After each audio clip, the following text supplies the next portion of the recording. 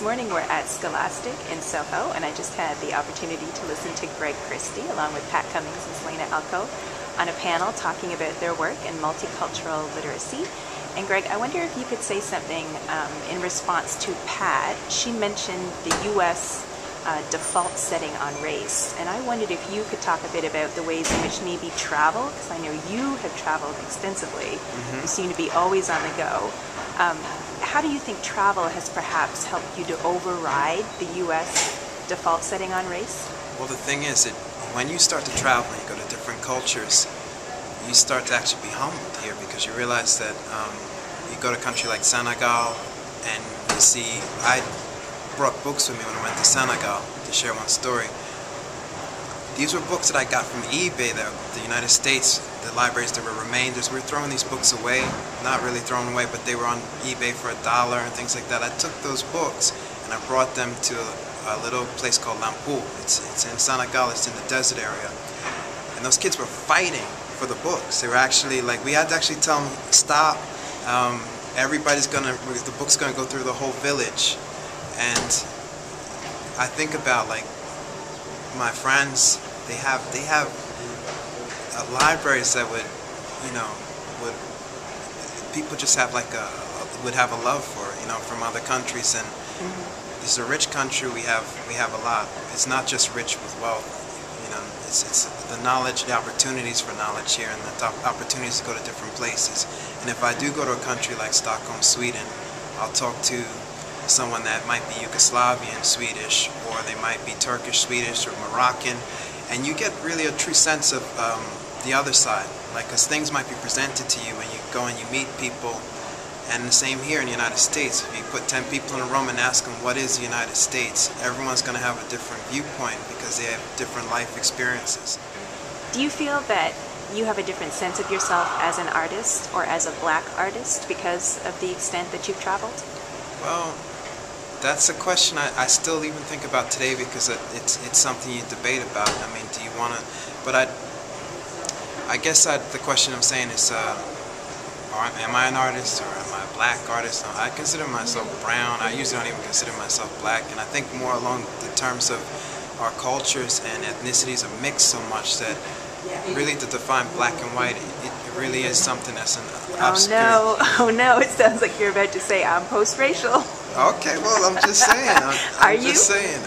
Do you think race is no longer a useful category when we're talking about I don't mean it like that. Books? Believe me, I don't mean it in that sense. That I don't think everything is pie in the sky, but I'm talking along the lines of people being connected. It's getting to the point of it's rich and poor, and it's getting to the point that even though certain things are locked in our minds from when you're a child, you're shown images and you can almost have a self-hate, or you can almost be. It's not strong. Hate might be a strong word, but in a sense it is. It's kind of like not really knowing your own culture and history, and I think things are imbalanced. But when it comes to actually like somebody sitting here and saying I'm white, what does it really mean? I mean, yeah, you might have descendants from Europe, but people tend to be mixed. They tend to have different, you get into blood in their system, but ethnicity. And even if you think you're something, or you're influenced by it. Because one time I was in London, and there was an argument going on about, are you British or are you African? Because people have to realize that sometimes your culture, your country's identity is ingrained in you from a child, and it's hard for you to escape that. And you have to really take the time to go and read and even be around people that are like you and that are not like you, to kind of have a sense of your own opinion on different things. So getting back to your question, it's a little bit of both, because like I said, I go back and forth and think about it, and but I'm more inclined to say I'm an artist. Okay. I'm more inclined for that. Well, I think hybridity is the future.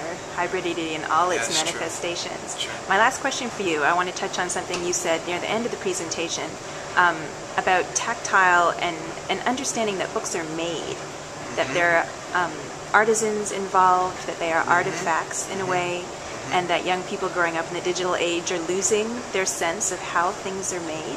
Do you think that the funding for, or the lack of funding for art programs contributes to the fact that children don't actually understand how things are made? Really, I'm more inclined with the age of technology. When you have like the ability to make a professional bound book, when you have the ability to look at your own resources, you can actually do something on a professional level.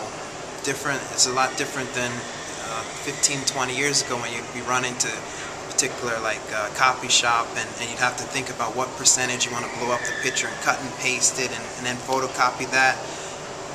You have the resources right in your home, and you have the resources right within your community. And I think it's important to actually go and visit, learn about things like book making. Get your child to understand how a book's made by taking them to a place like the Center for Book Arts right here in New York City. You could even just take them to exhibitions of book artists and learn how a book is stitched together, glued, how you do signatures and you stitch them together. And also you could even take a 8.5 by 14 and fold it a certain way with a slight cut and make a 16-page book. And just little simple things to actually make a book, or to make your things like quilt making. It's getting lost in this is our history. Yeah. And when you look at Antiques Roadshow and you see stuff we made, which is now worth $500,000 and it's owned by someone else. It makes me upset. Like someone brings a pot or some beautiful quilt and they, this has been in my family for years, and I'm realizing that we run and buy stuff when we used to make it. And actually, I think that's the answer to this problem. Everyone's thinking for the government, and I think we got to get back to the point where you know your butcher, you know your seamstress, you know who made what you made, and you know how it was made, and that particular person makes it for the community, and that will stimulate the economy. Start learning crafts and start teaching your children to learn, and stop being a sheep and buying things from corporations that don't care about you. All right. Would you like to tell us what you're working on right now? I'm working on getting running for rested. president? No, please. I'm working on a book on Bill Trailer. That's Don Tate's book? Yeah, Don Tate's book. All right. And I'm also working on a book that's I just finished up with Arnold Adolph, and it's a history of blues. Beautiful. I saw that at your studio. Yeah. Thank you. Gorgeous. And another book that's with Disney for the first time. It's a project called Juba that's coming up. And a couple other projects. Busy as always. But mainly I'm promoting myself, and I'm getting to the point where I'm trying to take reproductions of my work and selling it. So that's on my website. And your website address is? www.gas-art.com. GAS-art.com. And everyone always asks two questions. What does the R stand for? Richard. And the other question, Gregory, Christie. Yes. Okay. And the other question, why gas art? Yes. Gregarious art statements, and that's where it came from. All right. From the creative mind of R. Greg Christie. Thank you very much. Thank you.